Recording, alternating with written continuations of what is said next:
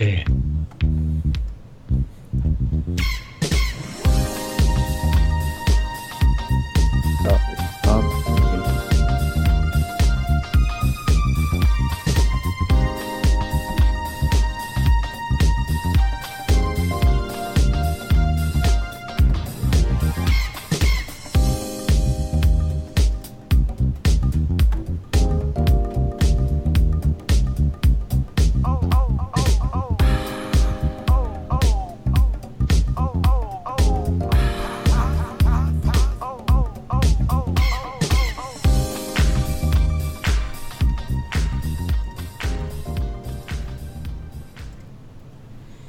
Good evening, everyone. It's Thursday night. What's up, everybody? Welcome to the original Next Level Gaming and the NLG show.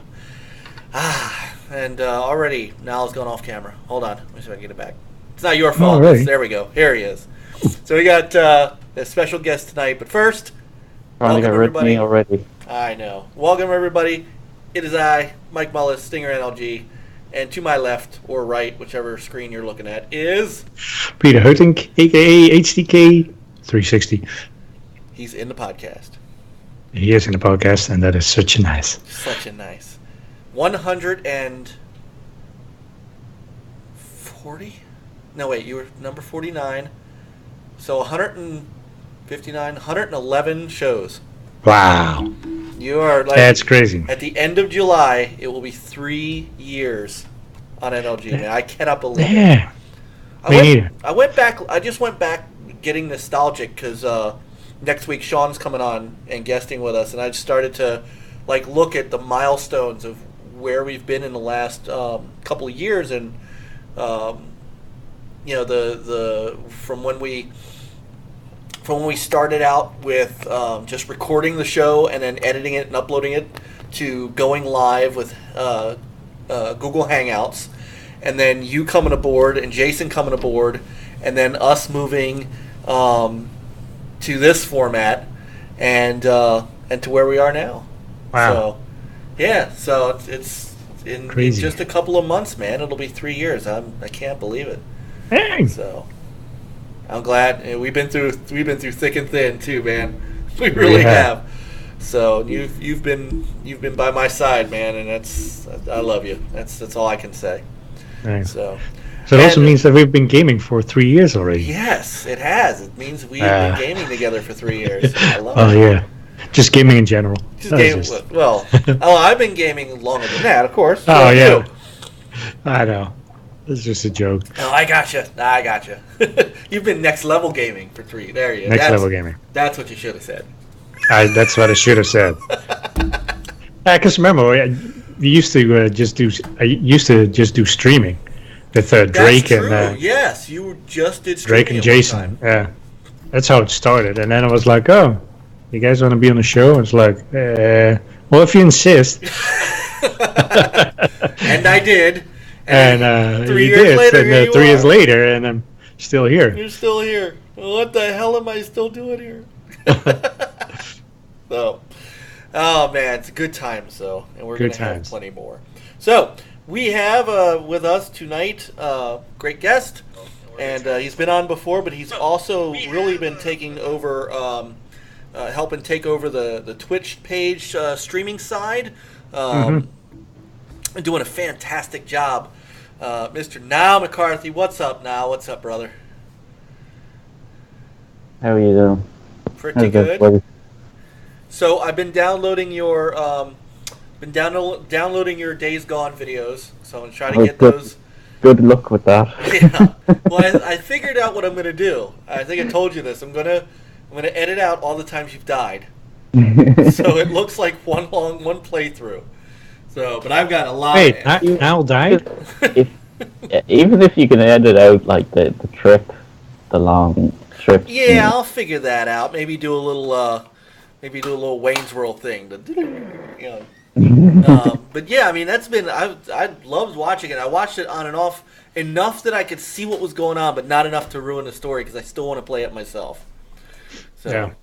And then the last couple of days, you've been streaming A Plague's Tale, which I want you to tell us about it. I'm really liking it. Yeah, I can tell. I'm really, really liking this. I liked Days Gone, but I'm really liking this. I'm like, holy shit! I'd put this as an Game of the Year contender. Wow. Well, and who makes that game? It's like I don't know. It's like a small. It's a Focus Interactive or something. It's just like a small development company. You are close. Focus Home Interactive. Yep. Yeah, and Sobo Studio. yeah, this is like a really, really good game. I like stealth games and that sort of thing, and I picked it up. It was only something like 50 quid on PSN, and thought I'd give it a go. I heard people saying don't sleep on this one, so I picked it up and they said, yep, they were right. It's actually a good game. It's very compelling. Well, it's over here. At least now I can't look on the PSN store. Well, yeah, I can, but at least on the Xbox store, it's $50, and it's probably that on the PlayStation store too, unless it was on sale. It was 50. Okay, so that's But it's very kind of you're sort of when you're trying to sneak past guards, and there's be points where you try and distract them so you can get past them, and you have to be very careful. But even at times where you're trying to get past them and not be noticed, otherwise everyone starts coming after you. And the rats. Oh, the rats. The rats. Fucking creepy. There was one part that really creeped out is when you're literally down on your knees in this sort of a small, and there's like bodies hanging up at the top, and you're it's just, the rats are crazy. Yeah, I was watching some of that and I'm thinking, man, playing this game with the lights off would be a little squeamish. Yeah, it uses the the headphones. The Oh, so it's like Hellblade in a way. Yeah, it has like a listen mode thing in it, like The Last of Us or whatever. So you have to sort of listen to your enemies and everything. Yeah. Well, if people want to take a look at it, we'll have it now. Of course, we have it on Twitch, and we'll move it over to YouTube as well. But you can check it out on the Twitch channel. If you go under videos, there's 2 parts to that. Did you play through it yet, or are you still running through it? I haven't finished it. I just left it where we left off. I haven't touched it because I wanted to keep the rec for you guys. Nice. I appreciate that. So no, I really did. I appreciate you. You've really been doing a great job streaming, and I want to give a shout out in the chat room to Super Cooper, who has also been doing just a phenomenal job, man. He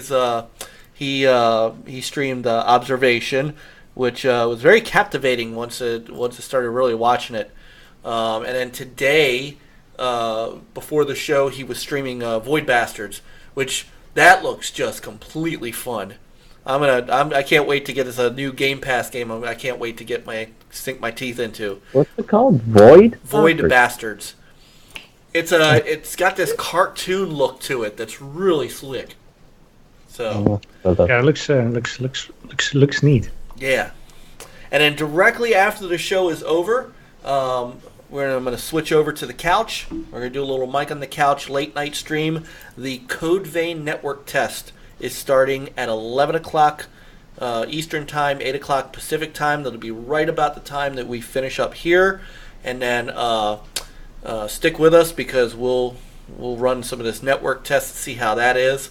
And apparently there's no NDA because a bunch of people said they were streaming it. So I'm like, well, yeah, me too. So stay with us, guys, for some Mike on the Couch after that. And Peter, what have you been doing this week? Been playing actually a little bit Forza Horizon 4 and some Forza-thons and trying to win some neat cars. Also been playing some Far Cry New Dawn. So Still running through that. Still running through that, and that's a little bit of Sea of Thieves. And that's about it. All right. I played a little Sea of Thieves the other night too. Ended up, and I don't know why, I just ended up fishing a lot. It is addicting. So, oh, that's right. Coop also streamed American Fugitive. Which was really cool. Yeah, such a fun game. Yeah. It was so hilarious. Yeah. I have fun watching it. Grand Theft Auto, isn't it? Yeah. Yeah. Like the old school ways of Grand Theft Auto. I love those kind of games, and so it was fun to watch that kind of isometric over the overhead. Reminded me a little bit of almost a little bit like an RTS, but not quite like an action RTS. Yeah. So old school GTA. Yeah, you're right. Like the overhead, like GTA 2. Yeah. So one of my nightmare games on the Dreamcast. But the way Why? you had the way you moved your character, you used, because there was only one analog stick on the Dreamcast controller. So you used the Dreamcast controller, the analog stick, or the D-pad to rotate your character, and you used Y and A to run forward and backward. Mm. It was a little tough. Yeah. I can see that. So, but that style was really cool. So yeah, I forgot about American Fugitive. Thanks for the reminder, Coop.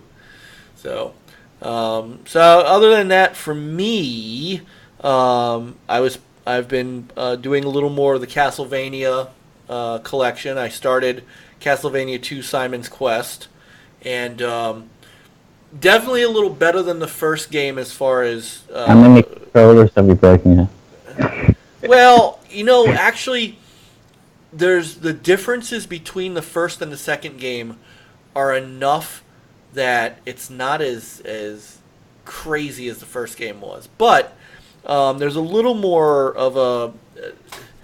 I don't want to necessarily say an RPG element to it, but there is a little bit of a collection element, where you do buy things, to get to other places, and I'm just getting underway with it.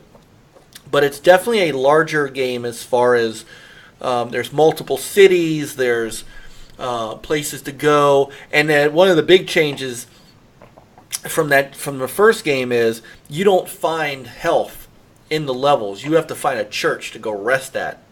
Mm. And then there's day and night. So at night, all the enemies are much harder to beat. There's a curse upon the land. So all the enemies are harder to beat. All the, you don't get any whip power-ups unless you buy them. So I'm trying to save up enough money to buy like a new whip. And everything else that you pick up, all your special weapons and things like that, you have to buy. So it's definitely a different game than the first. So I'm trying to make my way through that. What else did I play? Oh, I finally beat Dragon's Lair, the first one. So I got my achievement for that. Yep, and now I'm on to Space Ace. I started playing Grip, which was also in Game Pass. Not bad. Not a, it's not Forza, but it's not bad. It's a one of those. It's like Descenders and Laser League and games like that. You pick it up, you play it for half hour or so, go on to the next game. Yeah. It's nice to have games like that. I think so. So you can quickly pick them up and like in between things, or you kind of feel like, what Coop said, it's a quick fix. Yes. I think I've gotten open worlded out. These games that are gigantic open world games where you got to spend 60, 70, 80 hours. I can't do that. I don't mind if it's good. Like Far Cry New Dawn is good. Compared with Red Dead 2, it's very good. Red Dead is like, it looks good, but just it was like so open world that it was kind of like boring. It's too open world. this story, it's like takes too long between like parts in the main story, and Well, it was hold. It Did you was finish it? it was hold Did you down finish? A. Yeah, but he got farther than I did, and Peter got very far in the game. yeah, I mean I finished the game. Yeah. It was more like it's like I had to force I myself thought to finish the the game. I thought the story was. If the story is good enough, I feel it's worth it. It has to be a compelling story, otherwise, why bother? I mean the story was compelling. It's just like it's like reading one chapter and then you have like 2-hour commercial in between. And it's like okay, it kind of kills the mojo. That is an excellent analogy. That's riding your horse and just sitting there and going, okay, I'm going to sit there and let the horse go across the country while I, let me put a brick down on my A button and go get a drink. Yeah, but I did not have that same feeling with the first one. The first one I had fun. I think because it was like just riding my horse, even like around the whole world. It was a smaller awesome. world. Maybe that's why. And also, like the herbs were easier to spot and stuff, so you just start collecting herbs for fun. I think the problem with these open worlds is they all have the same sort of formula. So it tends to be this huge open world with very little limit. Yeah. You might get. I mean, the side missions and stuff in Red Dead was good, but there's little small stories along the way. But as far as an active world, they're always pretty much deserted, and they've been doing that for a while. So it's more to do with the formula of these games, and than the actual open world. I can buy that. I mean, I played Red Dead for like 3 days and then I just dropped it because I don't know. For me the you had like the first part like in the snow. You were like, you're almost kind of done down there. I really was, and then the only thing that kept me going was you kept saying, "Don't worry, after the snow it gets better." It did a little bit. Yeah. A little bit. And did you ever get past the snow? I did get past the snow. Okay. And I actually got to the mission that I got to before I quit was where I went into town and I had to get drunk, and I got into a drunken bar fight. Did you get away? I got away. Did you get away? But also, I think Sabir said really enjoyed RDR 2. The thing is, like, my expectations were set so high that it could only go, downwards. Well, that's part of it too. I mean, two things that I had hype for was number one, it was a Western game, and I like Western. I like that era. And then two, it was a Rockstar game, and Rockstar's got a pedigree. Right. Yeah, people expect much from Rockstar. I think Rockstar is like they expect a lot. I haven't really loved a Rockstar game in a long time. My favorite Rockstar game was like Vice City. That's a good one. I mean, even like GTA 5, I was like, I don't know. It wasn't my favorite. 4, I really loved 4. 4 was fantastic. With Nico Bellic. Mm-hmm. And I mean, it was great. And also the expansions were awesome, like with, the Ballad of Gay Tony. That one, and the Lost and Damned, the motorcycle gang. Oh, fantastic. What was a chore? That was not a chore. No. It was, hey cousin, you want to go bowling? With your phone? Hey, you want to go see some titties? Yeah! Let's go! Who doesn't? It's like, okay, you want bowling too? Okay, I'll give you that. At the end where you pick him over, or you have a choice to save him or save the girl, Spoiler alert. Yeah. Can't say anybody hasn't played no spoilers. GTA 4 yet. You don't have to say spoiler alert with a game that's like still an MPD top 10 every that's month. 5. But yeah, right. oh yeah, sorry. If it wasn't him. Spoiler alert: in Rainbow Six Siege, you shoot people. Yeah. Oh man. Well, Siberia said San Andreas. That one was really good too. Those. I don't know if I don't think I ever finished that one. I got annoyed with something. I forgot what it was. I did get into the San Andreas one. I don't get the sort of. I liked it. I liked it, and I liked, and I'm with you on Vice City. Vice City was a masterpiece. Three was just such a transformation that it just sucked you in. That whole series from 3 to Vice City to San Andreas and then on to 4 was such a great time for that franchise. Yeah, Vice City was like a spin of Scarface. Yeah, kind of. The thing about 5, and the reason that 5 is so, stays on the NPD chart so much is not for the game itself, it's for the online. People are buying it for the online. That's really what it is. So, I don't know why, it's trash. Yeah, but you know what? There's a lot of people that love it. There's a lot of people that love it.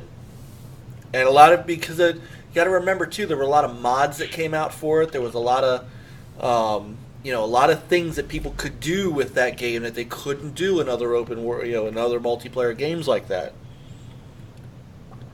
I just don't get this sort of chaotic open world thing, or online thing. I hate that sort of shit. Give me a straightforward. That's why games like when Doom came out.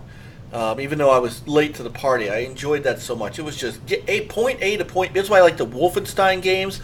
Get me from point A to point B, and tell me what to do, and let me kill people in the process on the way to it, and I'm good, or what have you. It's like I keep saying, I got to get back and play Ghost Recon Wildlands. Well, there's a reason that I haven't, because it's. But that game was so much fun too. It was when I think. I think that game is fun to play with a group. Yes. As a core. Well, same with Division 2. And the thing is, like, if you're. Yeah. I mean, that is what it is. So that's probably most games. Some games are definitely more fun if you play with a group. Yeah.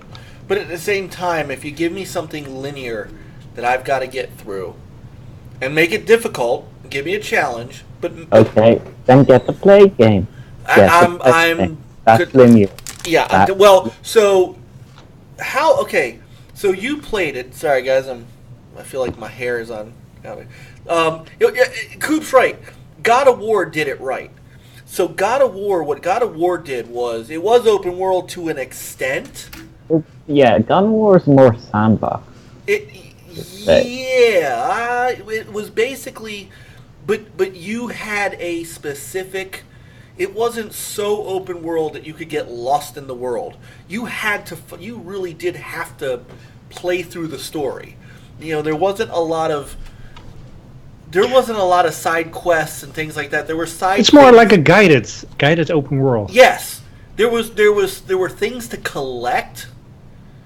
Mm-hmm. But there wasn't side quests that forced you kind of off your, like Red Dead and those games have. So that's a great example. The other one that I was thinking of. We're talking about some of these side quests. Like, let's take Assassin's Creed Origins, where you had to go on the side quest to level up to be a recommended level so you could actually continue on with the story. That is annoying. Well, yeah, but if the environments and the quests are interesting, yeah, that one is I gotta agree there because it's annoying. I really like Origins. Yeah, I want Odyssey. It's story first and then Origins on steroids. The way. Not be forced to do the side quest just so I can level up and continue on with a story. That's just crazy. Yeah, but you you also get better weaponry and things like that. I mean, there's that. That's one of my. Is one of. It's kind of one of my exceptions to the rule. Like I don't feel, and I feel like I could go back to Assassin's Creed anytime I want, without feeling like I've got to relearn the game. Well, that's why I called it Farming Creed. Okay, that's fair. That's fair. That's fair. I felt like just every time I was just whipping out a hoe and just planting seeds or whatever. Yeah. It's just a glorified Egyptian farming simulator. Oh my goodness, that's fair. But you know those. But also, like it's more historic, you know. Yeah, there's. It might not be a 1,000% accurate, but it's close. Yeah. It's believable. Yeah. So, well, you know, next up might be, if we're lucky, we might get a Rise 2 in a couple of weeks, you know. Yeah. Phil, I don't know if people heard it, but Phil said they've got 14 Xbox or Xbox PC or whatever they're going to do. They got 14 exclusives coming. They said this the largest amount of first-party games. They're going to keep that for next gen. I can't see them like. Well, next gen is next year. Next gen, so right. it's next like gen. There is you know, no next gen. unless the game is coming out when they announce it in the end of the year, it's next gen or also next gen. Or forward next, gen. Right. Next iteration. Iteration. We've got to get past this. And I know Sony themselves used the words next gen when they were talking in their investor. But I still think like the next PlayStation is more next gen than Xbox. Yeah, Xbox is more like what you said, more iterative, like a PC. And I still think I still get the feeling if Sony can get away with it, like you know, the peripherals won't work anymore. Tells me that they're going to hold on. They're going to wait for Sony to deliver the console first. I don't think either company is going to do that anymore. Yeah, I don't think so. I think the days of one of these because I was listening to our good friends over at Iron Lords, and they were talking about that last week. Is that there's a possibility that Microsoft could launch their kits, you know, 6 months to a year before Sony again, and I'm like, no, Sony will never allow that to happen again, and Xbox will never allow Sony to get the drop on them. Which is why one of the arguments that was made at the beginning of this was that Microsoft rushed their Xbox One because Sony was ready out of the gate. That's, you know, if you believe that, and you know, the more I went along, the more I kind of did. These guys, you're not going to let the other get the drop on it, and really, we're at a point now, and I keep saying this, where the hardware is not going to be foreign anymore.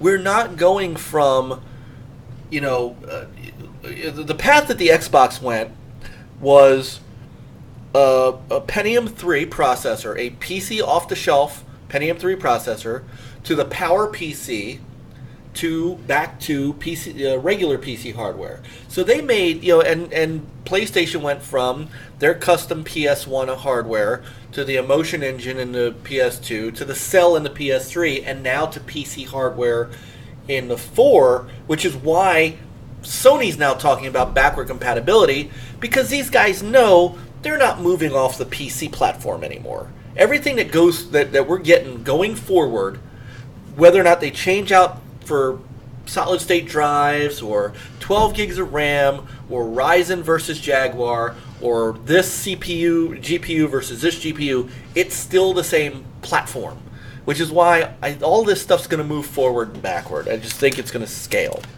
Yeah, that's why I'm against calling these generations now, because we're in the phone era where you're just going to get, you know, the next Note 12 and iPhone 20, and that's how the consoles are going. So, and I'm waiting for one of these two companies to prove me wrong. The X isn't that old, is it? How old is the X? What is it, 2 years now? Oh, the X. Yeah, I think so. Maybe. let's say they bring out a next gen console next year.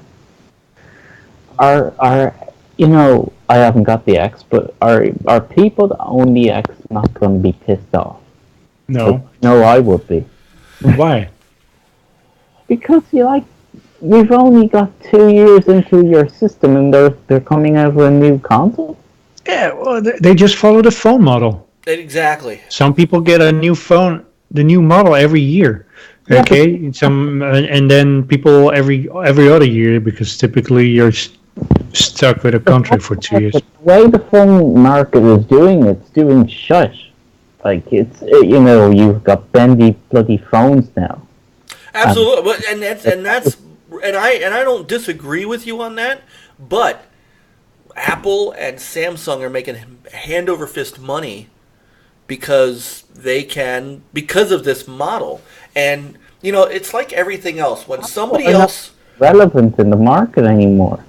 They're who like Apple. They're like third place in the market. no, did you Yeah, you missed. who are you? You missed our show. You missed our show last week. Apple across the three main. I might still have. Hang on. I might still have that graphic. Apple, from a brand perspective, we talked to because what Sony did last week was Sony during their investor meeting was talking about how good the PlayStation brand was against other brands in the market. Check this out. Here, I still have it. Give me 1 sec to pull it up. We're not even on topics yet. This is great. I love it. So this is... Wait, we had topics? We did. So these are the brand... This is ranking by brand in Great Britain, Germany, and the United States. Here's 3 pretty large things. Apple is the number 1 ranked brand in every one of them. Now, number 2 and number 3 in Germany, for example, is Google and Android. In the United States, Android's 5 and Google's 6. But in every one of these 3 that they showed at least, Apple is the number 1. Here in the United States, man, Apple is the brand. Everything is I this and I that and I whatnot. So they're still they're still the kings of the kings of the beach. Even if Android has been better. They're not as good in their smartphones anymore. I mean, Samsung and what's the name, Hawaii are Well, Hawaii's having a little trouble right now. Yeah, they're doing that. They're pretty much Hawaii or whatever. Yeah. Yeah. Look, from a quality standpoint, I don't disagree with you at all. I'm an Android guy. I don't like Apple. I've never liked Apple, ever. Yeah, I'm the opposite. But I used to love Apple products. I thought they were very solid, reliable things. That's why I have this. Right. But when it comes to the brand and when it comes to those things, Apple has built marketing capital, the likes of which no other company. So it's just, but either way, even if we're talking about Samsung, even if we're talking about, Google because they're part of the phones and things like that, that model has attracted, look, the TV models are the same way. Every year the TVs get better. Every year components get better. So now every year you're going to get a better piece of gaming hardware. It's just... Look, I railed against this 3 years ago myself, or 4 when Sony announced the Pro and Microsoft announced the X. You could go back and watch previous podcasts. I railed against this. I was not a fan of mid-generation refreshes because of exactly what you're talking about. Yeah, I just spent $500 on my Xbox. Now you want me to spend $500 on the Xbox One X. I just spent $400 on a PS4, and now you want me to buy a Pro 3 years later, and now in 2022 or 2021 you're going to want to buy a PS5. But this is how it happens. And that's why Sony... Why I didn't go for the Pro is the fact that They want me to spend more when I know down the line that there's going to be another gen. Absolutely. But you know what? After the next gen, it's gonna be another one. Mm-hmm. So when do you stop? You know? No, I'd rather just have one system and, you know, pretty much ride it out and then, you know, go for the next gen. I don't buy another console unless that console breaks down on me. And there's nothing wrong with that. Nothing at all. No. Nothing at all. I just And look, I'm still on my base PS4 as well now. I mean, I didn't feel the need to get the PS Pro because, to be honest with you, the PS4 at the time, before I got my 4K TV, the PS4 was, I mean, and still is, a damn good looking system, you know, game wise. You know, there were obvious upgrades from the Xbox One to the X. I mean, this is the truth. You know, everybody knows that the Xbox One X was for all intents and purposes Phil Spencer's apology to the Xbox crowd because you know Don Matrick screwed up, and so this was Phil's apology and love letter back to the Xbox community. It just was, but it's a beast of a console, and it's such a tangible upgrade from the X, from the original OG, that I took the OG upstairs. You know, the kids play that one, and we use it as our Blu-ray player upstairs, and my X is down here on my 75-inch TV because it is that much better. So I get you. I just have the S instead. Huh? Yeah, I have the S instead, the 2 terabyte S when it came out. Yeah, considering my wife got me, if my wife didn't, I don't know. I don't know. I just, you know, so I skipped the Pro and I'm gonna get the PS5 or whatever the next thing is because I'm gonna make that jump because that jump is a tangible jump. Mm-hmm. You know, as long as the X still looks as good as the X does, I don't know that I need to make a jump to the, you know, Anaconda or the Leviathan or whatever the hell they're gonna call that shit. I don't know that I need to. I mean, I'm certainly not going to spend another $500 right away. I just spent $500 on this. So yeah. But and as long as things are like forward, backwards, whatever compatible. I'll buy the launch console if it's not $500. yeah. Well, I think that is. They're going to be $500. Yeah. You see, that's the thing, though. Is it really? I mean, it's like buying this shit will be in bulk, and the pricing, if you say, it'd be next year. So I for what they're talking about spec wise, I just don't see. I think. Yeah. Microsoft has proven that and they proved me wrong because I also stood here. I also sat here many a night, Peter, did I not? And said there's no way in hell a $500 console is going to sell midway through a generation. And I stood here and I ate crow, and I bought one myself. They're saying ray tracing and 8K. I'm sorry, but that's a load of fucking bullshit. We can't even get 60 frames. Well, the thing is, like, you know, you shoot for Mars and you reach Moon, you know, like halfway. I mean, it's like you have to reach 60 frames, and you're looking for 8K with you know, so we get 8K 30. It's like 4K 60, maybe 4K 120. It's not gonna be 8K 30. It'll be 8K 10. Well, whatever. I don't care. I mean, who has an 8K TV in their home? Nobody. Although those prices are coming down. No. Who asked for 8K? Nobody. I don't know. I mean, look at it. We can barely stream 4K. Right. Can you imagine 8K? It's like. Yeah. No. Well, it seems like in 2 weeks. Yes, I know the X sold well, Jeff. That was the whole point of my saying I sat up and ate crow. I literally mea culpa'd in front of the YouTube and Twitch community because I was wrong. Yeah, hi, Jeff.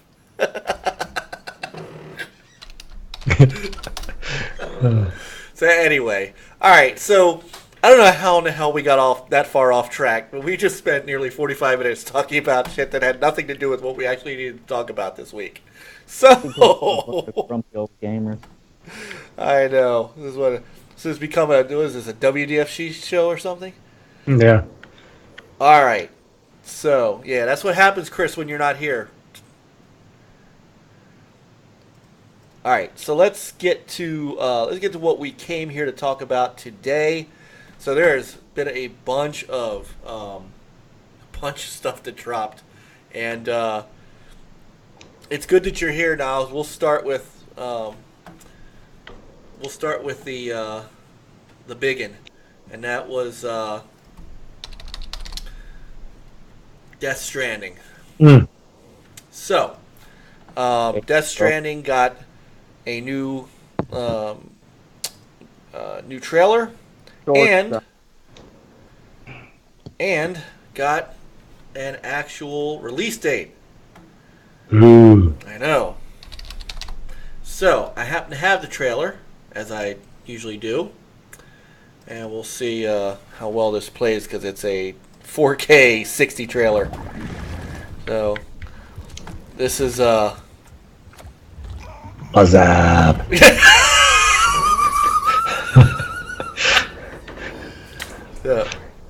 I glowing fetus delivery service simulator. Yeah. I mean, so I watched this thing. First off, if anybody watched the stream itself, no. I mean, I watched the video, yeah, but not live. For what little we could actually see, because the stream, Sony's stream, had a bunch of hands on it like this, like black gooey hands on the middle of the screen, and the more people that watched the stream, the less those hands were in the way. So it was like annoying. it was highly annoying. So I had to wait till after the stream was over to actually watch this. Kojima covering up the camera. So, I'm still trying to figure out what this game is. Some people are saying that they kind of have an idea, but do they? I don't know. I don't know. Well, they're trying to connect different groups together, right? And using the babies it's kind of like a, but this baby, the babies can see the paranormal kind of If things. I had to guess, if I had to guess that the child is the last of humankind, and he has to protect it somewhat. Like, there's no more babies after this. This is the only baby left. They said it's like an apocalypse sort of thing. It seems to be. So yeah, I'd say that's the last child. Okay. No, I think it's just, to me, it's just a device. No, I mean he's an actual child in there. So I know. They growing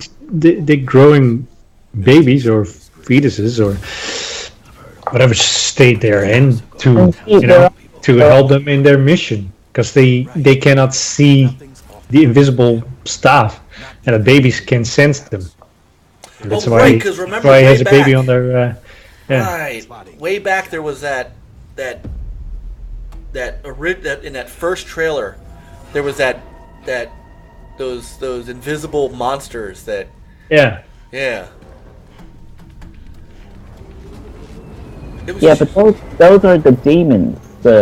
What they call them, homo demons or whatever. Right. The gay demons.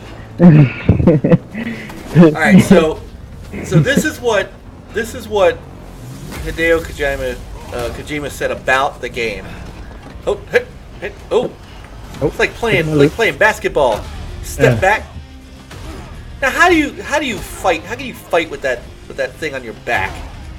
Well, that's why Oh, cool. That's why he starts running off first. Cool. Like, I'm not fighting with it. Combat isn't great. Combat is very much like Horizon, I think. Horizon Zero Dawn.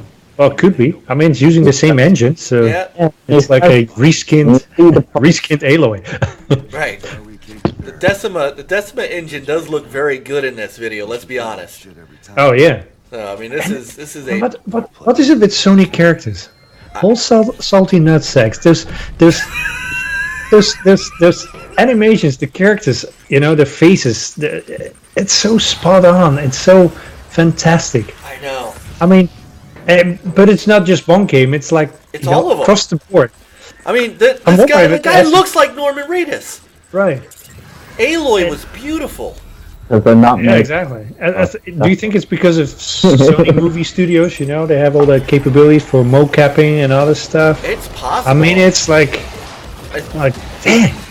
I mean, if you think about it, they've got resources in that regard. I mean, Detroit, Yeah. you're right. I mean, these characters look unbelievably real.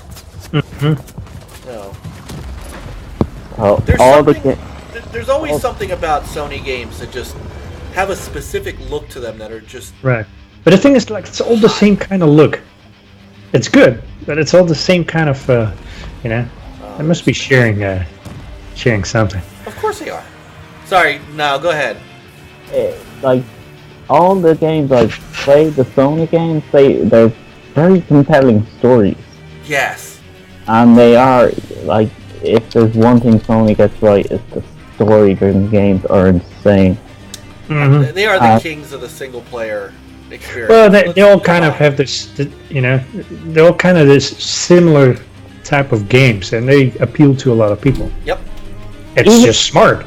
Even the bad, even the ones that I mean, look at aren't her. Hold on. masterpieces are good. Let me go back. Not even like wait.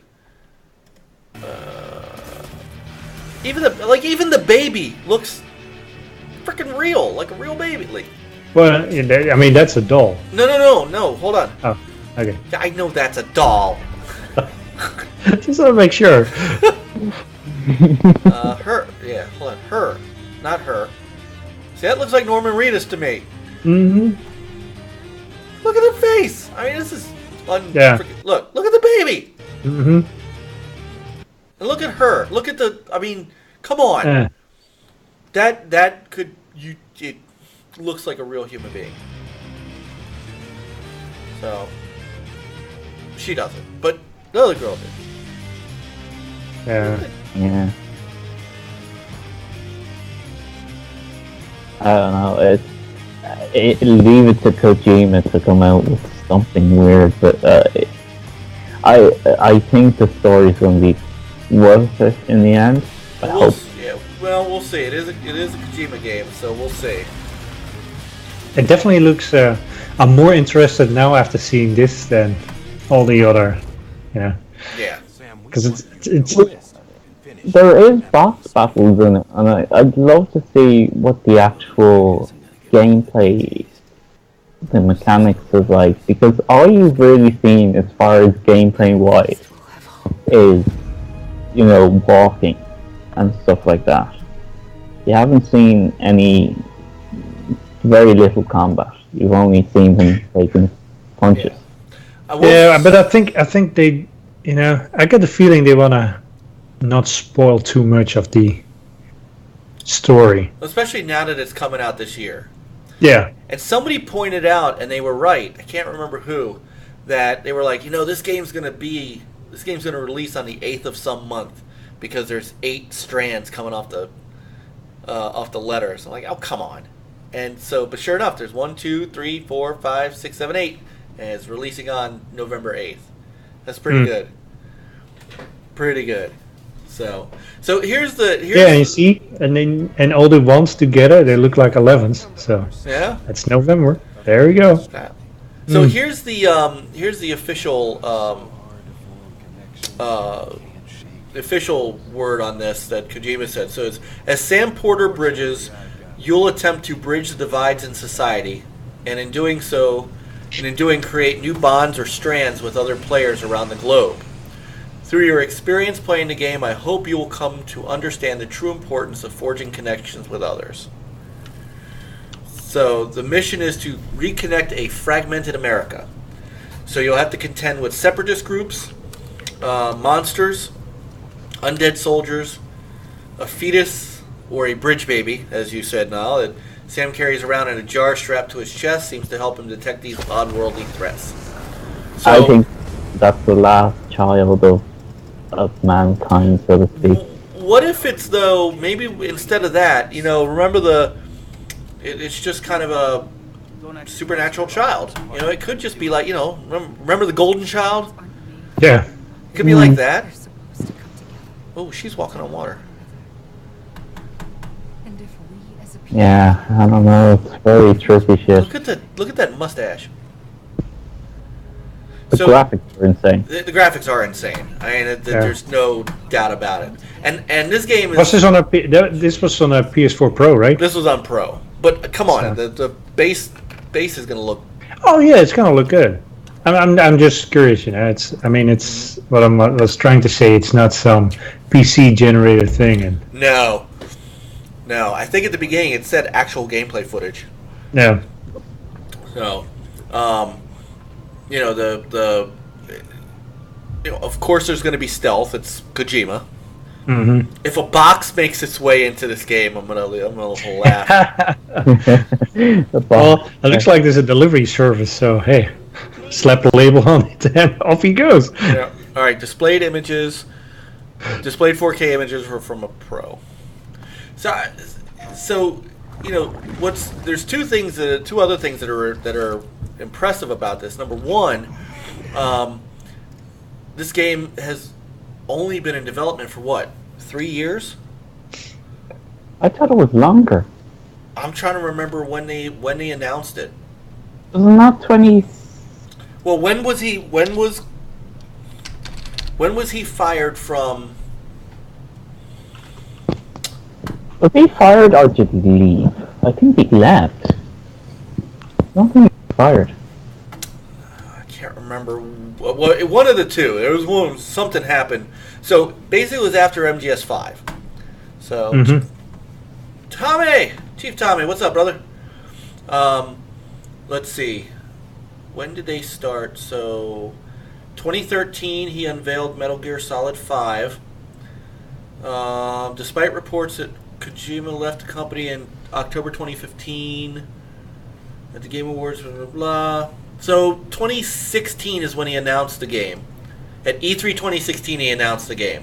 So you figure, all right. So even if he had it in development a little longer than that, usually when you announce it, 3 years after it's announced for a Kojima game, it's pretty damn good. He would have been working on it for at least a year, though, if before announcing. Yeah, it was probably, story-wise or whatever. It was He's probably had when it he was still, yeah, who knows? Probably had it in his head for a long time. Mm-hmm. So, I'm interested to see the story. And he kind of has to, starting up a whole brand new company, if you don't have any idea, and at that point you start working on something, that takes way too long. It's way too expensive. Well, and it's fun. What's really crazy about it is not only did he create his own company, but he got major talent into this game. I mean, the list. This is like it's crazy. I know, the actress. It's unreal. But you know something? It'd be gas if the story is just a load of crap, because if you have all these good actors and the story just turns out. So the bigger question is how many hours of gameplay is it? How long is this game? And is this game open world like it looks like, or is there an actual? I think it is open world from what I heard. So I don't know. If it's anything like Horizon Zero Dawn, even though it was open world, it was still kind of guided. Guided open world, like I said, I'll take guided open world. Yeah, I'm okay with that. If that is, if that is that I can deal with. I can, help me out, but give me some, give me a purpose. Right. I'm okay with that. So, trying to take a look to see. There's a couple of things. So, Tommy, Tommy reminded me that there is the special editions, the collector's editions of this game are kind of goofy.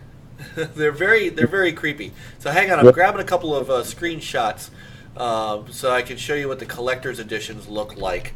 So but look, I'm not the biggest Hideo Kojima fan. Not that I don't like him. I just don't, I don't idolize him like many people do.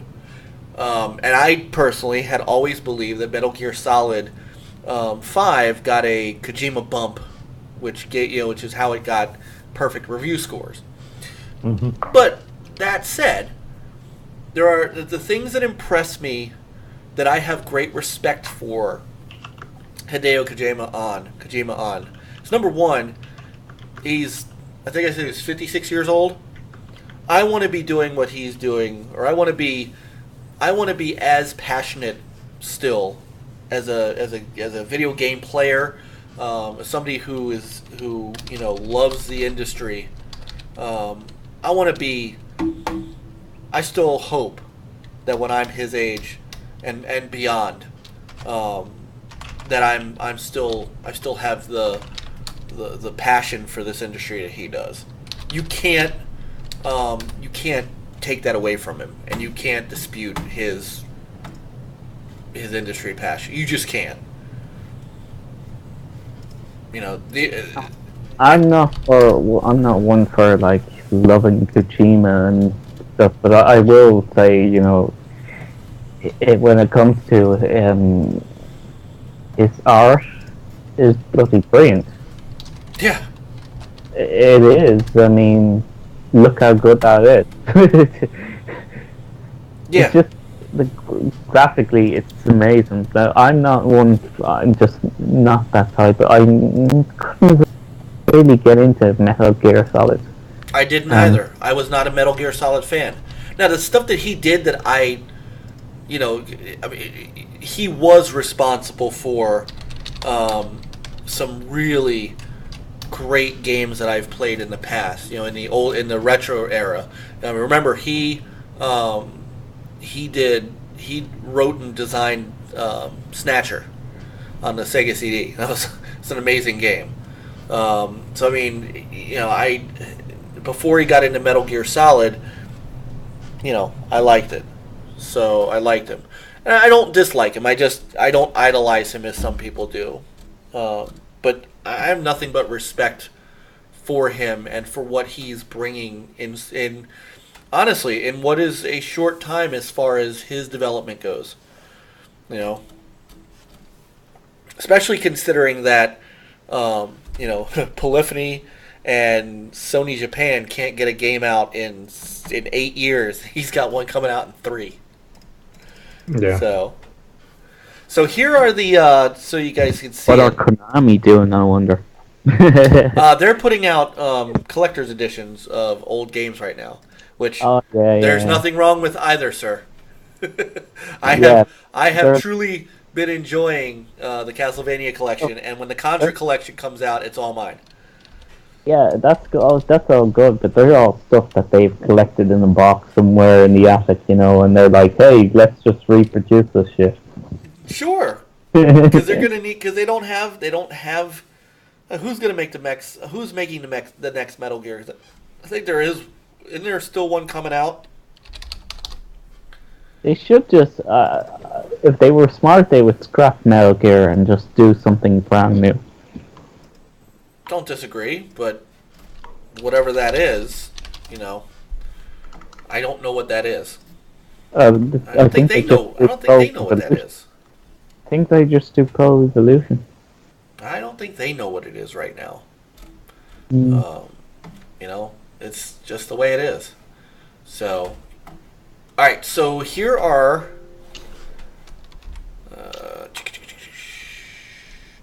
here are the collector's edition. So the standard edition is just the game, but there's some pre-order content. So if you pre-order, you get the gold Sam sunglasses, the gold armor plate, gold hat, and gold speed skeleton. Ooh. Yeah, so that's for you cheap people. I'm cheap. The special edition comes with a steel book. So Nate, if you're in there, steel book, man. No, I did not pre-order. I'm not a pre-orderer. Doesn't one come with I did. Actually, I did 10 seconds ago. Which edition?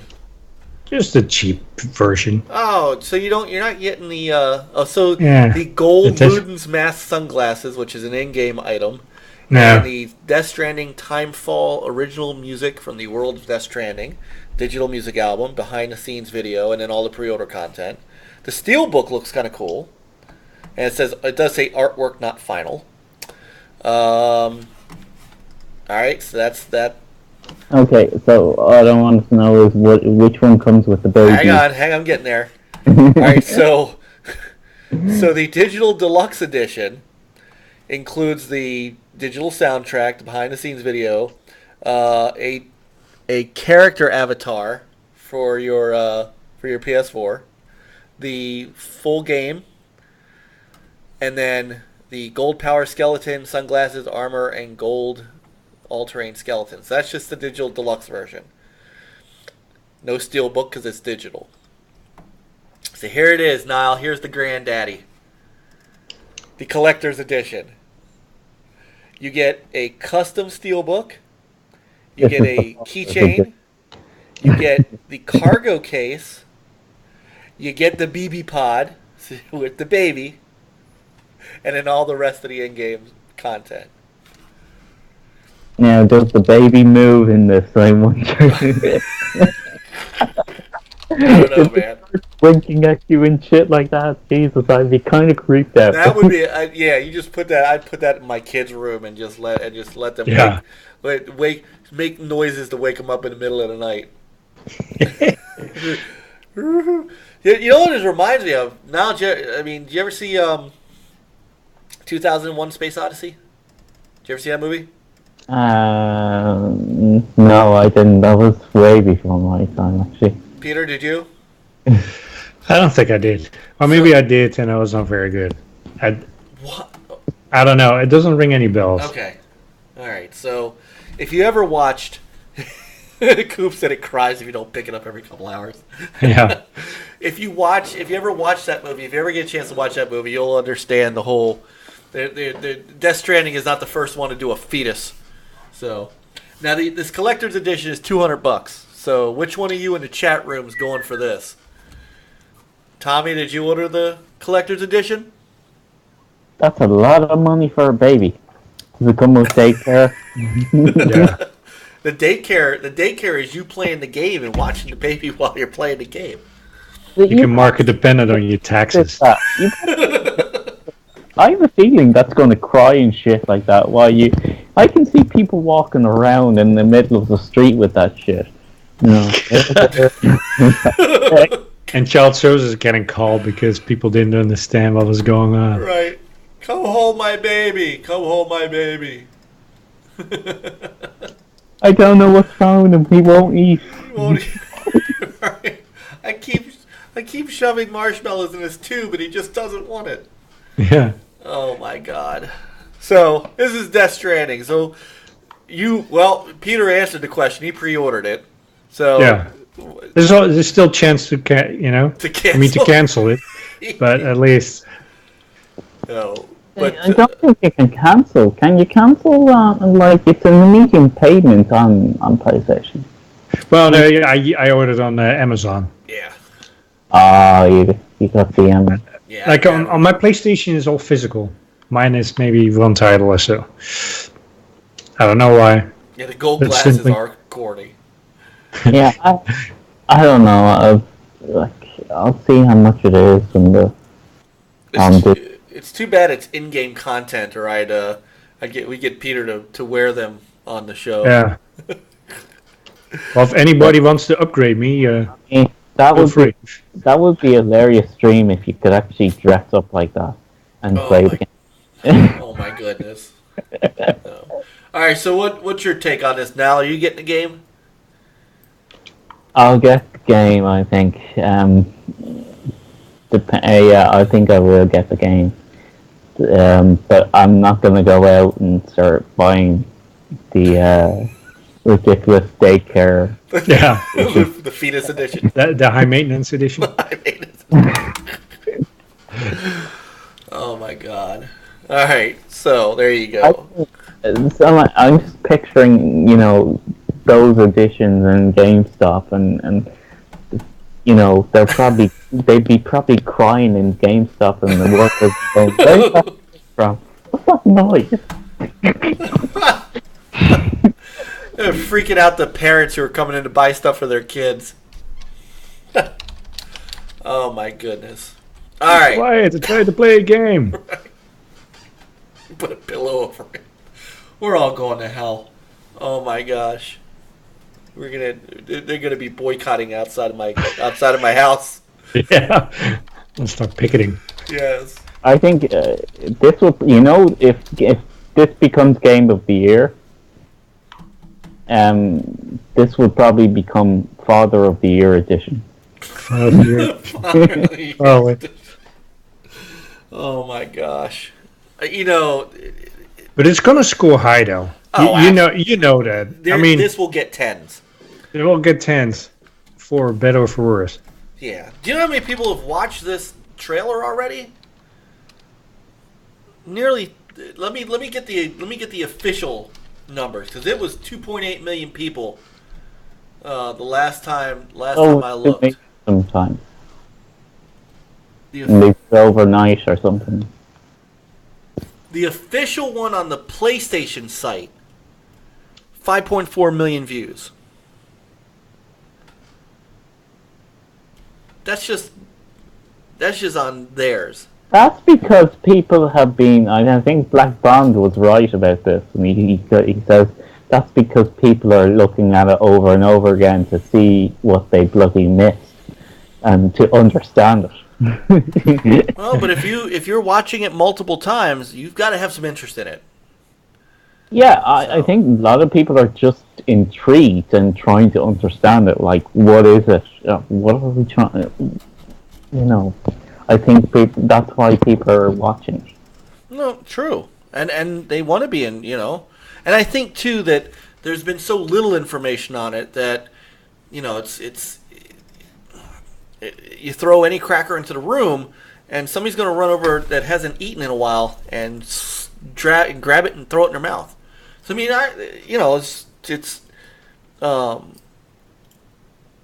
it's a game that is highly anticipated, and we're finally getting information on it. I'm actually really surprised that it's coming out this year. That does really surprise me.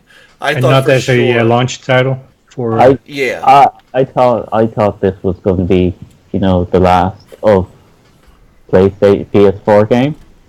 But it looks like The Last of Us 2 will be the last of it. So yeah, because that's going to be a What do you- PS4 game too. Or do you think it will get a re-release for the PS5 as a, I don't know, 8K title? Not 8K, but whatever. The I special.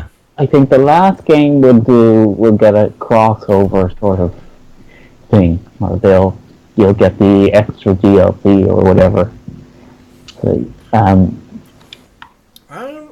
I don't know. I think this game. I think they're building these games for scaling. We'll see. We'll see. Yeah, I hope so. I'm curious as to how those get handled.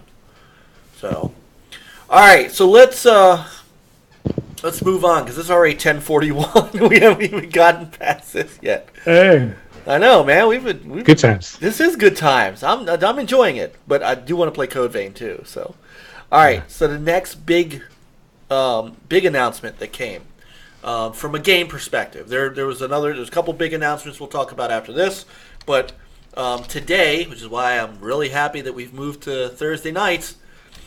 Today we got our first look at Call of Duty Modern Warfare. No, not Call of Duty 4 Modern Warfare. Call of Duty Modern Warfare. That would be too obvious. They're simply calling it that. So, let's see. Give it a little audio. I'll give you guys a little audio on this too. No more Call of Duty. No. Well, The rules have changed. so, okay, but this is There's different. a fine line between right and wrong. And I actually might be And somewhere I actually might be excited for in the this. shadows, Now, lead us into fight. I've never really been a huge fan of Call of Duty being in the modern era, like Infinite Warfare and all that stuff, except for Modern Warfare 3 and Modern Warfare 2 and 3. I like those, but I was always hoping that Call of Duty would stay back in the World War II, World War I, and Vietnam type era. I was always hoping that Call of Duty would be a Vietnam game, but Weapons are now in the wild. I think they realize that people do actually want a campaign, Yeah. and they're giving you one again. Yeah, but people want a campaign, but they don't want Call of Duty. I think that people are going to want this one. You know what I want? Medal of Honor. That's the mission. That's what I want. Bring back Oh man, I think I was one of the last ones. Where all of a sudden you get rushed from this, guys running down the hill, and you're running low on ammo. That was the scariest I like the scariest scenario I've ever encountered, and it's like I felt like, what if this would be real? And it has happened. World War It's like II crazy. Medal of Honor. Medal of Honor was really good. Yeah. That's me. It was a Do you great. know, the only Call of Duty I really loved was the Call of Duty 2 on the Xbox 360. Was that Mm. which one was that? That wasn't World at War, right? That was just Call of Duty 2. Yeah. It's World War II. It was a World War II game, but it was just called Call of Duty 2. Okay, yeah. Yeah. And there was a different version of it on the PlayStation 2, but the Xbox had a totally different game to it. But yeah, it's like I love that one. That was the one where you had Africa in it and everything, and it was just different parts of the story. It was really fun. But you had D-Day in it and everything. But Yeah. I don't like Modern Warfare stuff. It bores me. I don't like future stuff. Yeah. It's quite often like, I don't know, far-fetched and not. It's like not as Yeah. much fun. I prefer World War II simply The because only stuff I liked was like the likes of Killzone. Was it Shadowfall, the last one? I thought it was pretty good, but that's about it. I don't really like Modern Warfare. I'm okay with it as long as it's. I mean, what intrigues me about this is the sense of realism that they're trying to kind of portray. Mm-hmm. They are trying to. They're trying to bring it to not so much future, but what it is today. Almost like a Ghost Recon kind of thing. A little bit of the stealth stuff they've got going on here, and but at the same time they're going to do a lot with the co-op. There's going to be a great, according to them, an epic single player story campaign, which would make me happy. And then they're going to mesh this in and out of multiplayer. So apparently all of that progression is going to mix between the modes, which I think will be great. So you'll have to do the single player on multiplayer. Not necessarily. It's going to be progression, cross progression, not necessarily now I think you are going to be able to co-op, like slide in and out of the game if I read it correctly. So a friend of yours can enter your game, kind of like what Ghost Recon and stuff does. Where you've got that seamless in and out. Yeah. And I think that's what they're talking about with that. The other thing that they are doing with this game is they are bringing crossplay. Now, what that crossplay means, I don't completely know. I'm just going off of their words. Crossplay across PC and consoles might mean just PC and PS4, PC and Xbox, depending on that. We all know that Microsoft would love to have cross-play between all three, to where you're, Kyle, what was that game that just came out that has that, starts with a D? What the heck is that game that just came out? It's kind of a free-to-play game. Dauntless, thank you, Coop. Where apparently that is true cross-play between, all of the consoles. So that's what I am hoping is what they meant by that, because that would be really, really cool. So now the story is really kind of matured. There's a little bit of I've been reading from some people who have kind of gotten the hands-on look at this, that there is a bit of not controversial stuff in it, but more mature based things. There always is, though, and that's why people love the part. I mean, the terrorist part where you go in with the elevators and everything, and there's always something that shocks you in these games. True. And in a way, it's good because, and they're coming more and more, which is the sad part, is they're more and more as they're, the new ones are glorifying war a lot more. Well, and if I read correctly, there's there's even a time when you're going to play as a child for a little bit in this game, like a child soldier. So, oh boy, the parents are gonna love that. Yeah, this one's probably gonna be, but this is not the first time either. Remember that that Russian, the no Russian stage in that which game was that, where I think it was Modern Warfare 2. It's not the first time this has happened. But this is, it's going to be a kind of a gritty game. So, and if it can deliver, I'll be happy. I just want it to deliver a good story. If I could get back into Call of Duty, it would be for the story, because you guys know I'm not a big multiplayer guy. Yeah, I like the story as well. I mean, I pretty much drop it once I do the story. Yeah.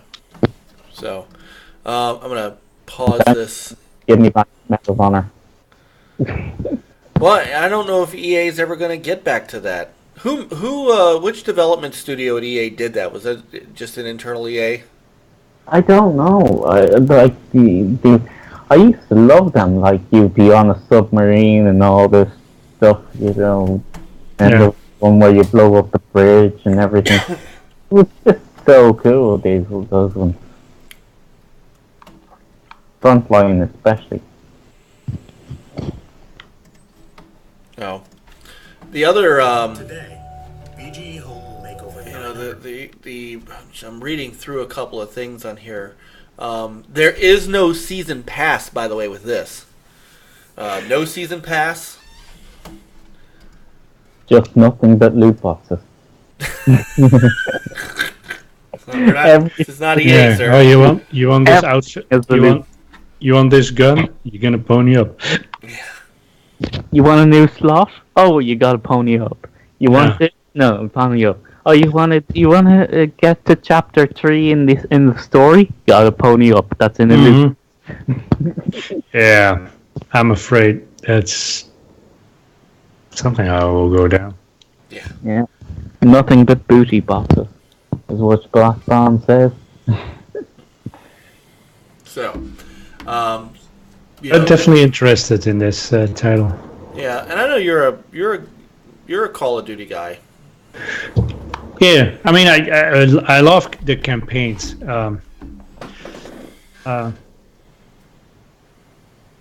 Now with Nate, I played like a bunch of different versions and multiplayer, and that's quite enjoyable.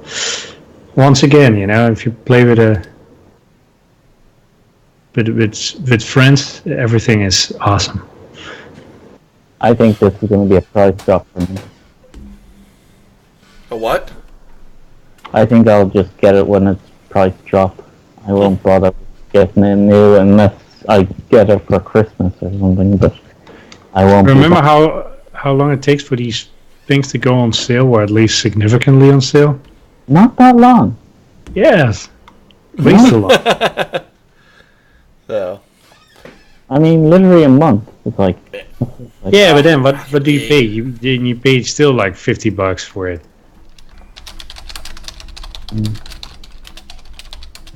just saying, I It's still going to love be Rocket 30 League too. for the longest time.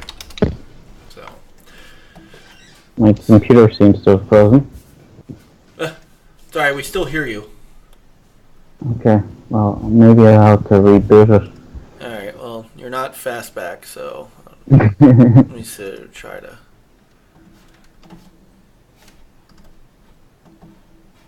Yeah, you could try to reboot it, but yeah, if we can see you, I'll just I don't have an avatar for you yet.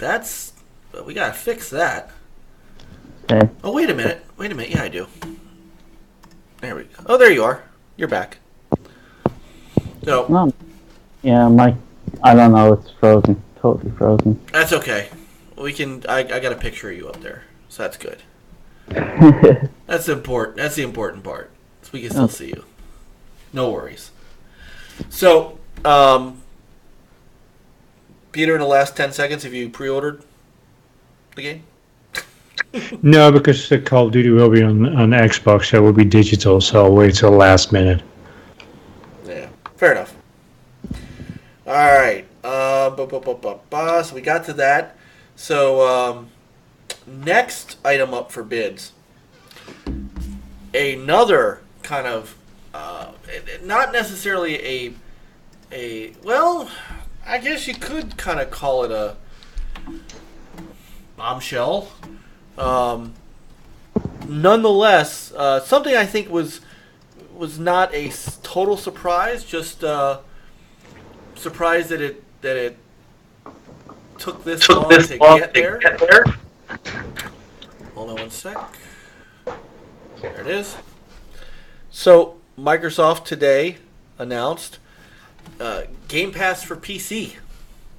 So today Microsoft has really talked about PC gaming.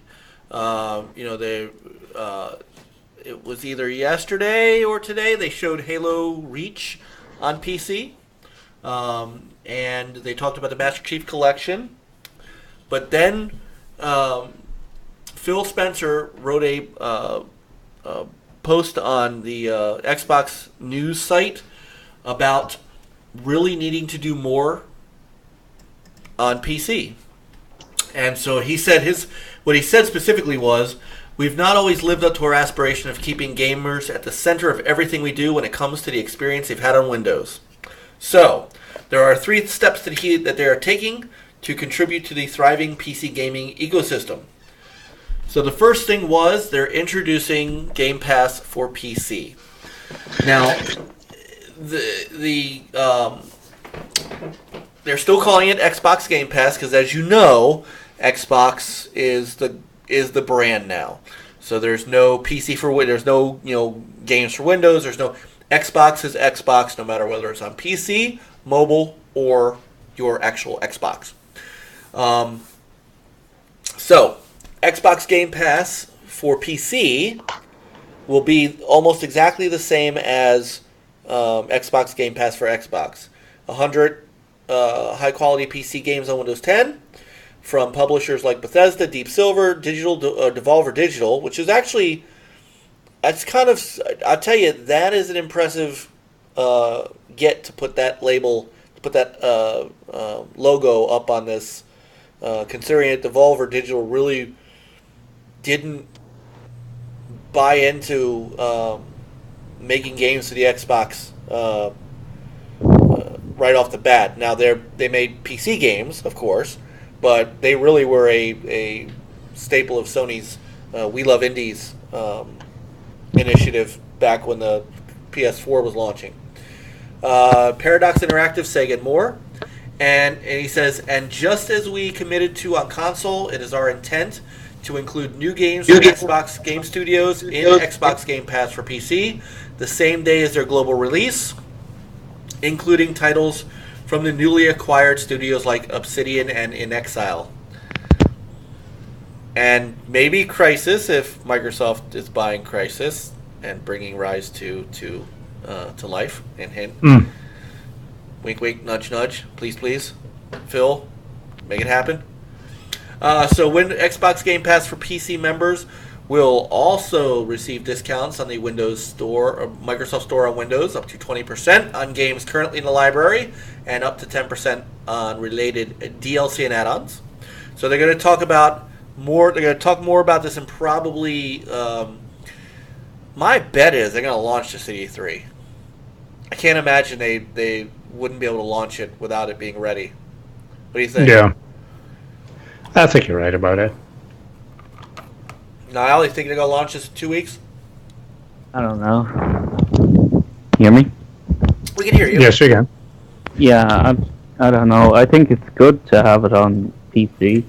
I think that surprised that they didn't have that sooner. I thought they did. No, they needed to. I guess they needed to get everything together. Now, what we hopefully will find out more details on when and how. One question, which I think I know the answer to, and it kind of makes sense. So Super Cooper says apparently Ultimate subscribers will get it free on PC. Otherwise, I would have to think that it would be a separate cost on PC. Yeah. But we'll see. That's interesting. I don't know where you heard that. I did not I see that. saw that somewhere too on the interwebs. On the interwebs. This will be Yeah. cool. So if that's the case, I could see Xbox Game Pass Ultimate or whatever they're calling it. I think I could see that being a big seller. So, I'm not a PC gamer, but if I could catch a couple of these little indie games, that might be worth an Ultimate subscription.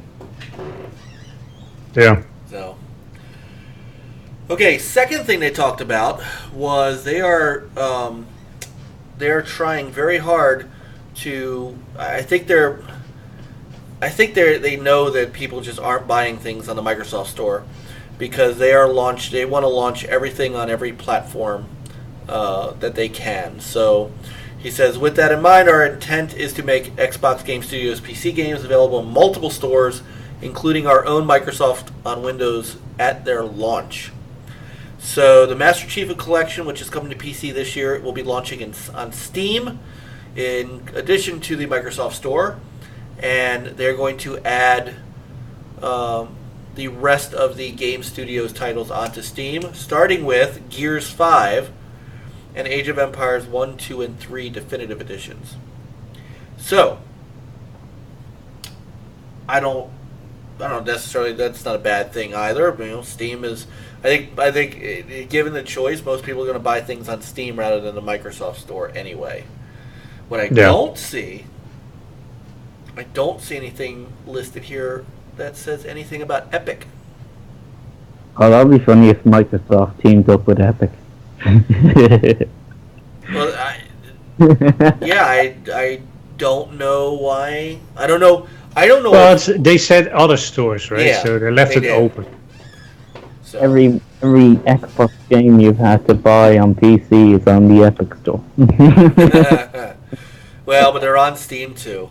So it's our intent that new Xbox Game Studios titles include features such as voice and text chat, LFG, looking for game, friends list, and crossplay across PC and console.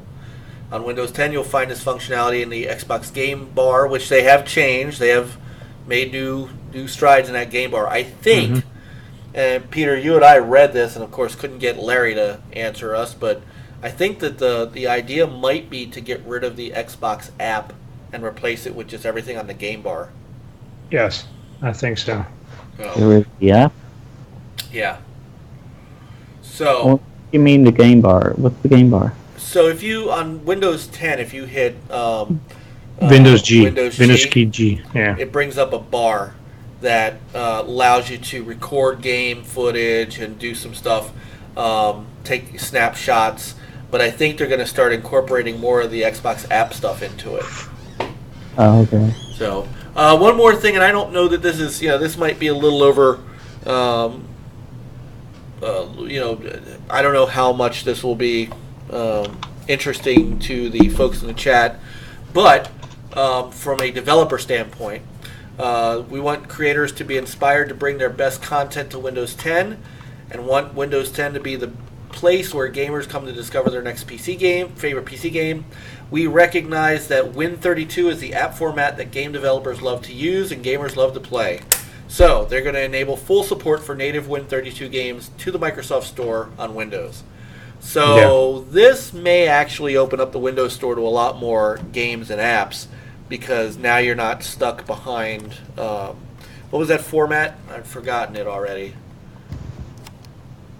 I forgot what the format was, but whatever that Microsoft format that they thought was going to be, the UWP, the Universal Windows Platform.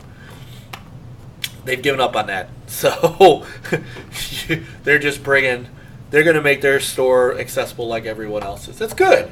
That's very good. Mm-hmm. So that's all the PC news that's fit to print that Microsoft is working on, and they're ready to rock and roll.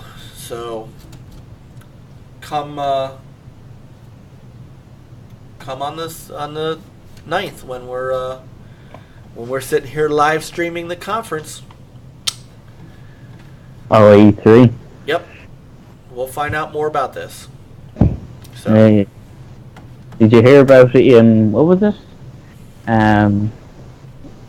That Anthem. No, what about it? Apparently they won't be showing anything. Oh, at EA Play? Yeah. We're going to talk about all that next week in our special E3 lead-up show, because there's a lot of E3 stuff going on, with Square Enix and all kinds of stuff. So thanks, Tommy. Have a great night, brother. We're gonna talk about that next week. I think Anthem is done. Done. Well, there was they just put out. There was something else. Yeah. They just put out a thing for it. Yeah, they did, but I think people have pretty much given up on Anthem. I don't know. It depends. I don't know. I know. I'm just saying. I don't know. I don't know how many people are still playing it. I don't know how many people are actually still playing the game. But enough that there's an update for it. But then again, Microsoft also today announced, and it's on my, I got it. There's updates to Crackdown 3. So yeah, nobody plays that. I don't know. Yeah, nobody's playing the Wrecking Zone. That's for sure. Yeah, no. So, you know what? Somebody said that they did add the parties, but I don't know because Apparently, yeah. I'll be honest with you, I haven't played it since Fastback and I beat it, and I got all the not all the orbs, but I got all the specialty stuff, and I got all the stunt things and all that stuff. So I mean, I got a bunch of the collectibles. I just did the story and then I dropped it. I personally would love to have more people playing Wrecking Zone. I would love to play some more Wrecking Zone. I thought that was a hell of a lot of fun. So Well, if the party's fixed, then we can play it. I'll take a look because I still have it installed. I would absolutely love to play it. So, all right. So that's what's going on with PC. Let's slide over there. We have the June games with gold and June PlayStation Plus games, which we will show you real quick. And then, you know what? I think because it's already 11 o'clock and we could get into this as a bigger conversation at another time, I think I'm going to table the news that so this also happened this week. The World Health Organization has designated gaming disorders. And I think that's, to be honest, I think that's a bigger conversation that I don't want to have in a 10-minute time period. So I think we'll table that for now. I'm just picturing people around, sitting on chairs in a circle, going, my name is such and such, and I'm addicted to gaming. Yeah, well, it may be that bad. So, I think it's baloney. Yeah. We're talking about that next week, Doom, on our pre-E3 show, which I'll tell you guys about once we're done. So, first up, we're going to show the Xbox Games with Gold for June. Let me do this so you guys can hear it. There's one good game in that. Let me share this out. So this is the still Skype does not let you just share computer sound. I got to share an entire screen. So that's fine. All right, here we go. So these are the June games with gold. Take it away, Larry. With your white gloves. Yeah. Nice. You've got a badge for PAX West. Xbox fans, get ready for the Games with Gold June lineup. As always, all 4 games are playable and acquirable on Xbox One and free to those with an active Xbox Live Gold subscription. Starting on June 1st, rise from the pawns to the pros in EA Sports NHL 19. It's playoff time, and there is no better moment to play this exciting sports title. Build your player from the ground up and compete against over 200 hockey greats in a gameplay system that delivers explosive edge skating, responsiveness, and jaw-dropping hits. Then on June 16th, summon the power of the 4 elements, fire, water, air, and earth, to battle your opponents in Rivals of Ether. Unravel the mystery of the planet in story mode, band with friends in abyss mode, or test your skills against other players online. Skills and tactics are key to this exciting platform fighter. On the Xbox 360 June 1st, the ever-popular and darkly comic Portal Still Alive is coming your way.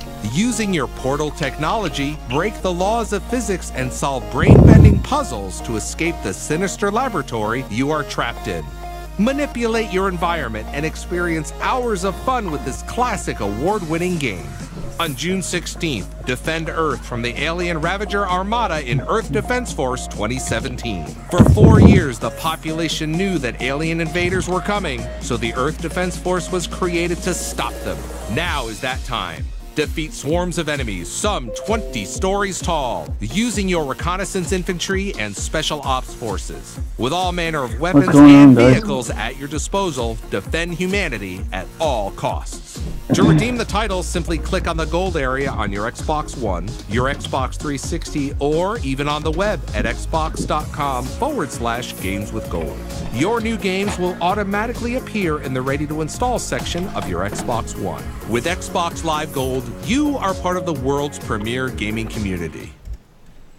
All right, so there you go. We got NHL 19, which actually is, well, I'm surprised, but there it is. Rivals of Ether, Portal, still alive. Is that Portal 3 basically, or is that a remake of? Don't know. They did. It was a certain edition. Okay. Because I've got Portal on my orange box. Yeah. I have the orange box too. Which is also backward compatible, and then Earth Defense Force 2017. So which one was the game you were excited for there? Now you said one good game in there. Portal was the only decent one out of that lot. Yeah. Now I saw the PlayStation Plus games. Yep, I'm gonna show those next. I'm kicking myself over it. PlayStation Plus games, because I have one. So it's the XBLA version of Portal with some extra stuff. Got it. All right, so those are the games with gold, and now let's take a look at the PlayStation Plus games for June 2019.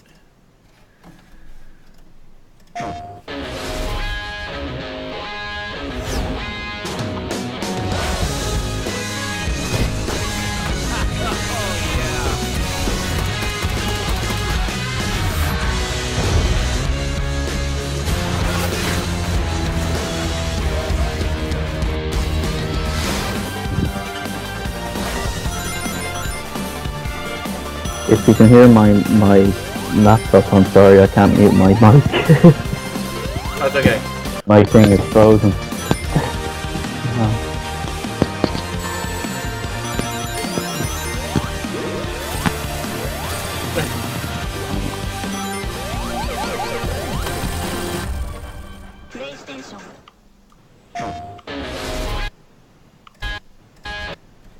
Yeah, that's a pretty damn good lineup for June. I'm not that guy because they're free games, and so I don't really don't really care as much about the free games. But come on, Borderlands, the Handsome Collection, and Sonic Mania. And Sonic Mania, that's a good one. That's a killer duo of games. Sonic Mania is so good. Sonic Mania is the Sonic game a lot of us have been waiting for a long time, and when I played it, myself that I bought Borderlands because this thing comes up. Otherwise, How would you have known, though? I know. Yeah, this is good stuff right here. This is a good month for PS Plus owners. So. Sure is. Get them while you can. So. All right.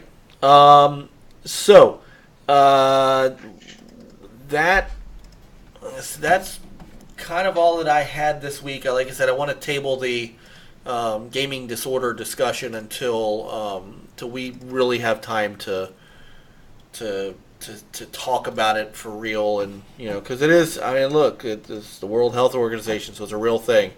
So, yeah, but I want to give it the attention it deserves. So we'll table that for another time. Stuff that the World Organization comes out with, you start to wonder. Yeah, but still, we'll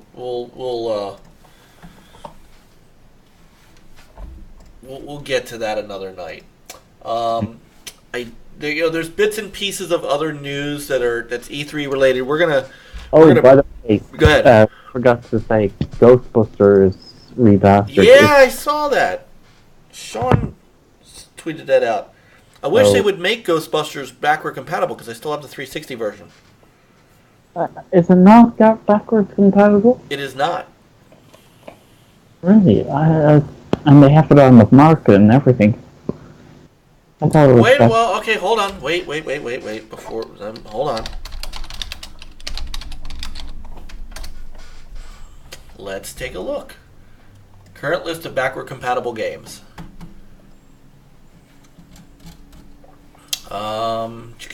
Sort by name. Sort by Xbox 360. Yeah, I'm doing that. Sort by Xbox 360 games and sorting by name. So let's go here.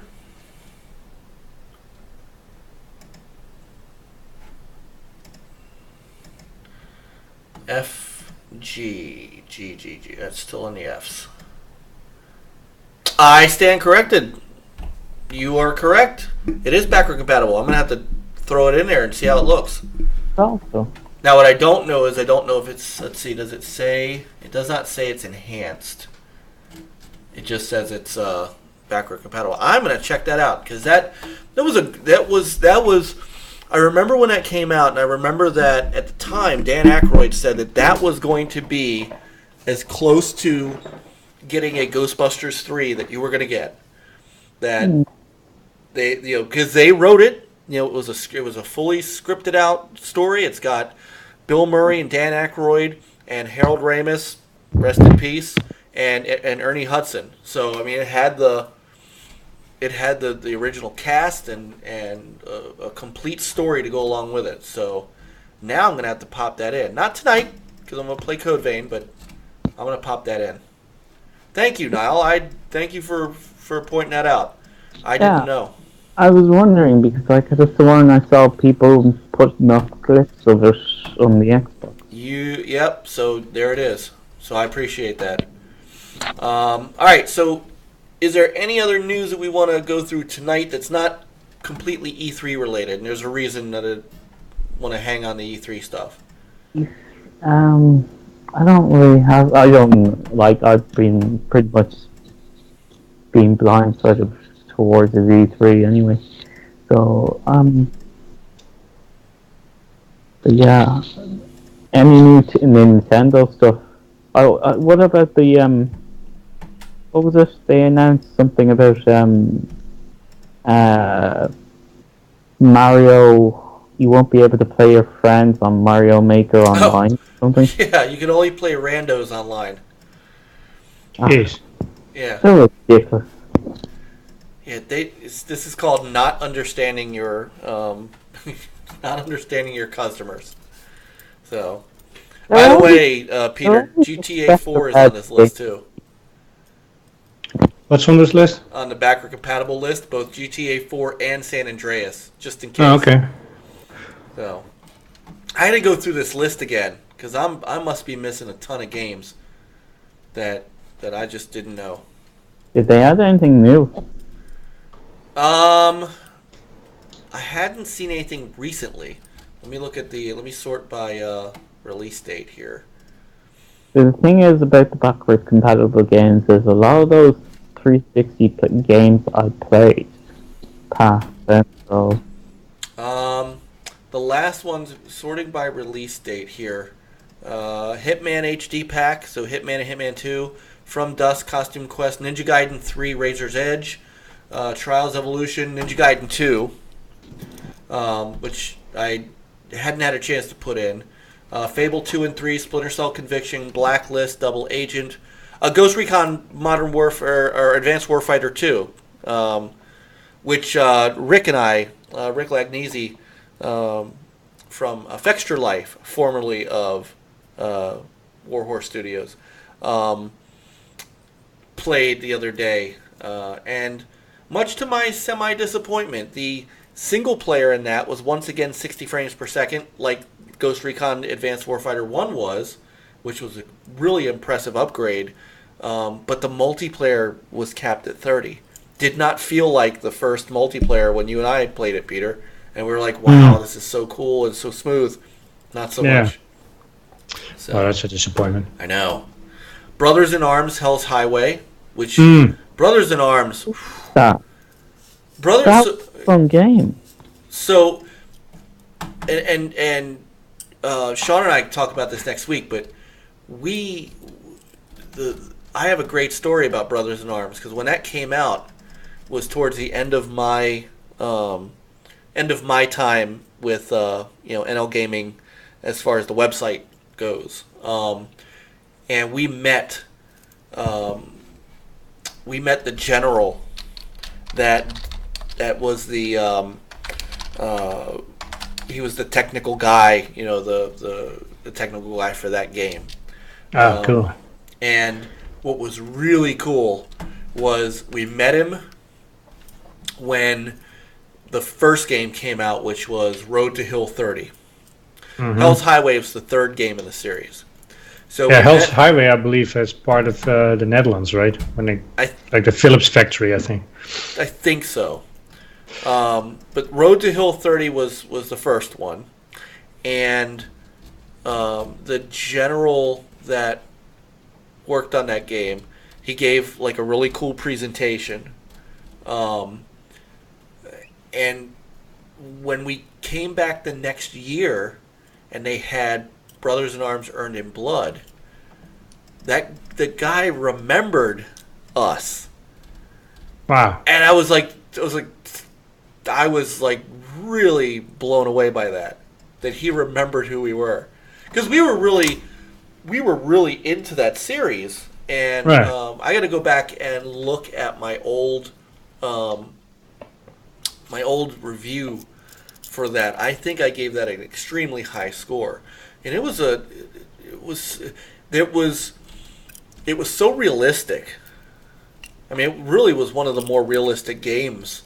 As far as his name was John Antall, was the guy's name. Colonel John Antall wasn't a general; it was a colonel. Colonel John Antall. He was a U.S. Army colonel, and he gave the demo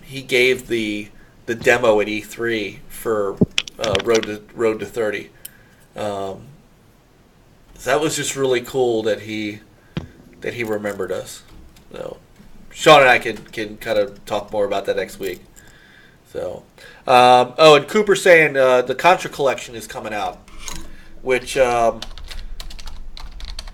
if I remember correctly, they announced all the games for it now. So it's the arcade Contra, the NES Contra, the Japanese Famicom, arcade Super Contra, the NES Super C, Contra 3 The Alien Wars, Super Probotector Alien Rebels on the SNES, of course Contra Hardcore on the Genesis, Probotector on the Mega Drive, and Operation C on the Game Boy. So that's going to be the next one, and I'm definitely freaking getting that. No doubt about it. And that is coming out this summer. It just says this summer, and $20. So yeah. Cool. Yeah. Okay. So here is the lineup for what's going to happen for the next couple of weeks here. Next Thursday night, here at 9:30 p.m. Eastern Standard Time, we're going to have our run-up to E3. It's our pre-E3 special, and we are welcoming back, after a couple of years of being away, Next Level Gaming's crack Nintendo writer, Sean Foster. Him and I had many an E3 experience, and so we're gonna kind of swap stories, talk about some of the things that that we loved about E3, and recap. The three of us will recap the news of the day. I think Chris will be there too. So I'm also hoping that Worrywart will be with us. He still thinks he can, but his schedule might change, so might be a good 4-man panel, and we're gonna talk about all the E3 stuff that's coming up. And then on Sunday at 4 p.m. Eastern Standard Time, 1 p.m. Pacific Time, we are once again live streaming the Microsoft Xbox press conference. And as we have done in the past, the Elgato will be hooked up. We will have it in about 3/4 of the screen, so that you will get a nice experience, especially if you're watching it, if you can watch it on a console on your TV, and you can check out our live reactions and chat with us while watching the conference live.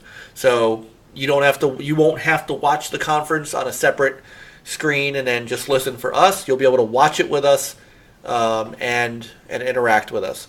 We are going to have a special panel for that show, and what we are doing is we are going to have most of the, well, at least as many of the other TIC affiliates that we can.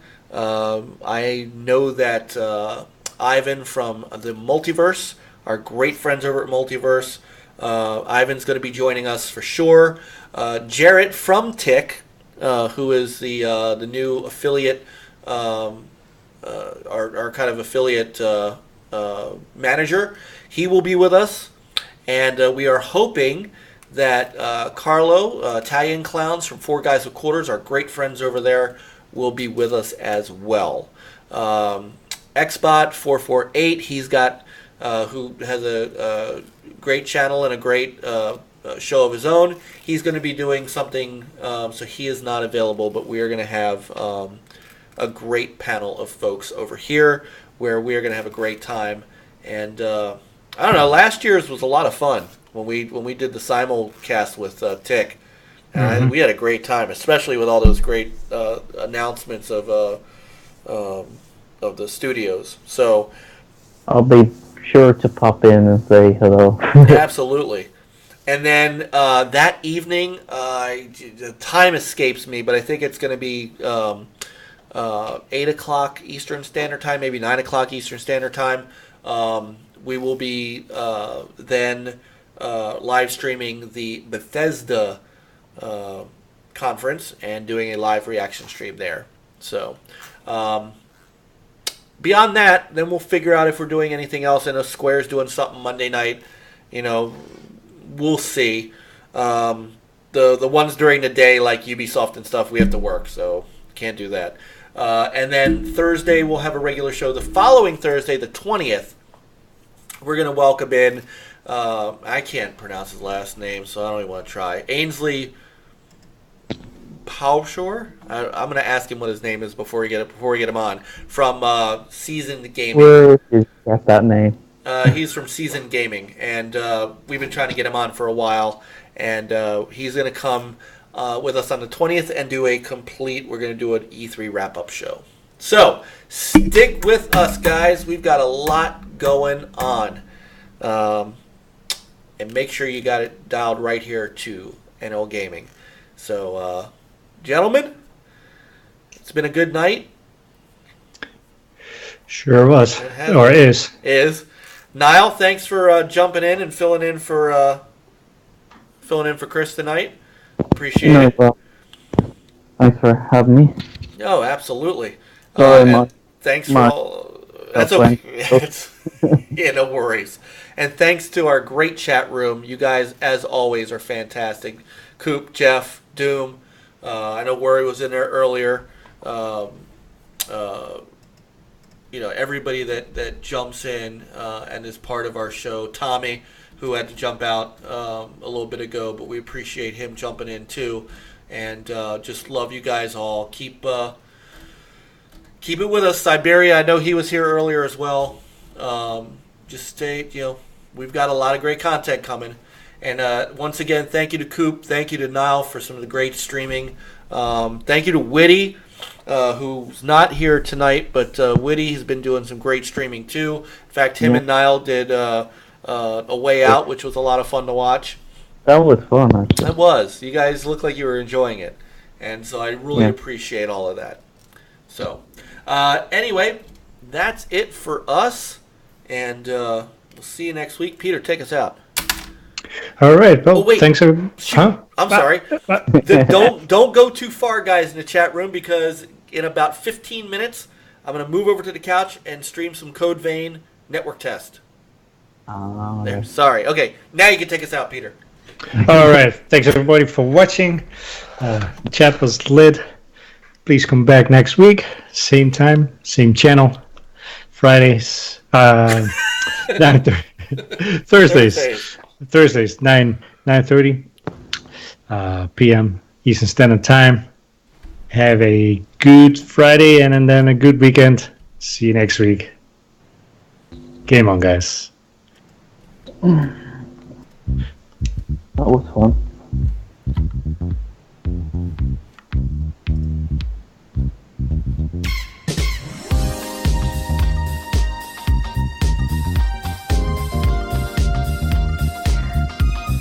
And cue the porn music.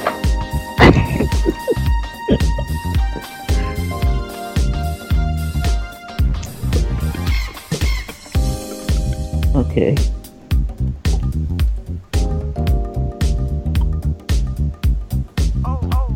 Thanks for having me, Mike. Absolutely. Yeah, the video's almost over. I can't even see it, that's annoying.